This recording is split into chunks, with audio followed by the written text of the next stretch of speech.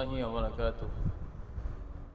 সম্মানিত দর্শক শ্রোতা, আমরা আজকে জানব তিন ব্যক্তির উপর আল্লাহ রাব্বুল আলামিন অসন্তুষ্ট এবং তিন ব্যক্তির ইবাদত বন্দেগী আল্লাহ রাব্বুল আলামিনের কাছে কখনো পছন্দনীয় না, তাই তারা ফরজ ইবাদত করুক অথবা নফল ইবাদত করুক।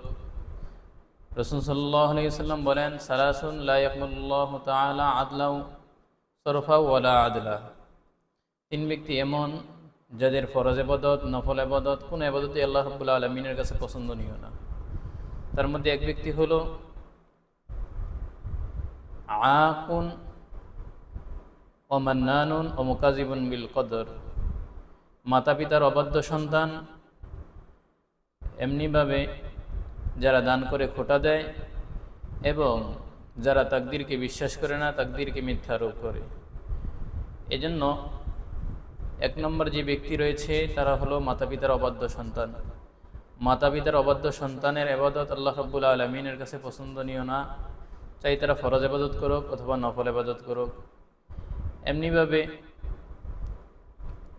যারা দান করে খোটা দেয়, দান করে আবার সেটাকে পুনরাবৃত্তি করে, যে কোনো সময় তাদেরকে খোটা দেওয়ার চেষ্টা করে, তখন আল্লাহ রাব্বুল আলামিনের কাছে সেই ইবাদত পছন্দনীয় না, সেই ইবাদত কবুল হবে না।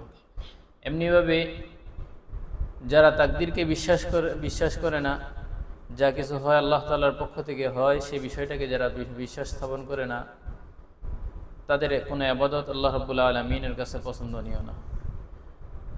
তাই আমরা যাদের ভিতরে এই তিনটা বদ অভ্যাস রয়েছে, এই তিনটা খারাপ চরিত্র রয়েছে, আল্লাহ রাব্বুল আলামিন যেন আমাদের সবাইকে সেই খারাপ বদ গুণ থেকে আমাদের সবাইকে বেঁচে থাকার তৌফিক দান করেন। আমিন।